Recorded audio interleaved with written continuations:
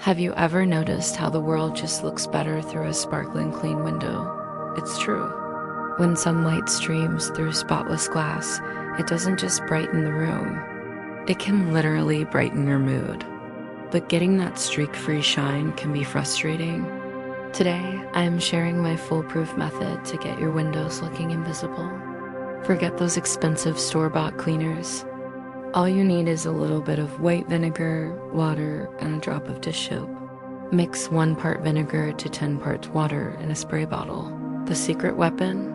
That tiny drop of soap helps break down any stubborn grime. Spray it on, wipe with a microfiber cloth, and then here's the pro tip: use a clean, dry cloth for a final buff. No more streaks, just pure, beautiful sunlight flooding your home. It's a small change that makes a huge difference. If you found this helpful, give this video a thumbs up and subscribe for more simple home hacks. Thanks for watching.